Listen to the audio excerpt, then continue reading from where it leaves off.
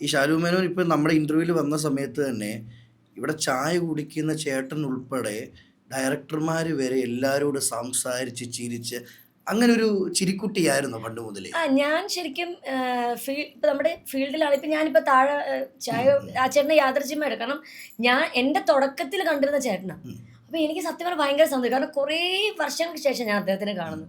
ആ പ്രൊഡക്ഷനിൽ തന്നെയാണ് ഇപ്പോഴും. അപ്പൊ ആ ഒരു അവരെയൊക്കെ നമുക്ക് വീണ്ടും കാണുമ്പോഴേ ഭയങ്കര സന്തോഷമാണ് നമുക്ക്. ഇപ്പൊ എന്നെ സംബന്ധിച്ച് ഞാൻ ലൊക്കേഷനാണെങ്കിലും എനിക്ക് തോന്നുന്നു, എനിക്ക് കൂടുതൽ പറയുകയാണെങ്കിൽ ആർട്ടിസ്റ്റുകളെക്കാൾ ഉപരി എനിക്ക് പ്രൊഡക്ഷൻ, അവരുമായിട്ടുള്ള ഒരു ബന്ധം, അല്ലെങ്കിൽ ടെക്നീഷ്യൻസ്, ഇവരൊക്കെയായിട്ട് ഭയങ്കര നല്ല സൗഹൃദമാണ്. പക്ഷെ പലപ്പോഴും പല താരങ്ങളും ഈ ടെക്നീഷ്യന്മാരെ അങ്ങോട്ട് സംസാരിക്കാറില്ല. അതല്ല ഇന്ന് ഞാൻ ഷാരൂഖിൽ കണ്ടേ.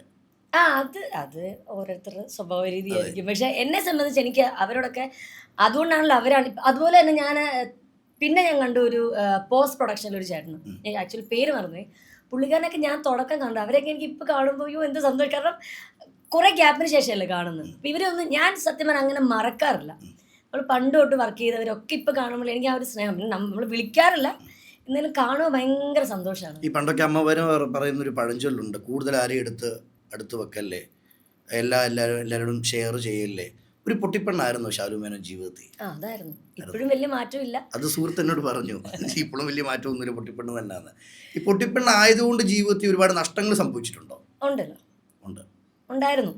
പക്ഷെ ഇപ്പം പഴയ പോലെ പൊട്ടിയാണെന്ന് ചോദിച്ചാൽ ഇല്ലെന്ന് പറയും. കാരണം കുറച്ചൊക്കെ നമ്മൾ ഓരോ ജീവിത അനുഭവത്തിൽ നിന്നും പഠിക്കുമല്ലോ.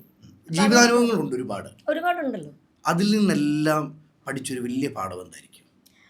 അതിൽ നിന്നൊക്കെ പഠിച്ചത് ശരിക്കും ഞാൻ കുറച്ച് ബോൾഡ് ആവണം. ഞാൻ ഒട്ടും ബോൾഡ് അല്ലായിരുന്നു. പണ്ടത്തെ ഷാരൂഖ് മേനോനും ബോൾഡായി മാറിയ ഷാരൂഖ് മേനോനും തമ്മിലുള്ള വ്യത്യാസം എന്തൊക്കെയായിരുന്നു? പണ്ടത്തെ ഷാരൂഖ് മേനോനെ പറ്റി പറയുകയാണെങ്കിൽ ഞാൻ എല്ലാവരെയും പറയുമ്പോൾ വിശ്വസിക്കുമായിരുന്നു. അവരിങ്ങനെ പറയുകയാണെങ്കിൽ ഞാൻ അതേ ആണല്ലോ എങ്ങനെ.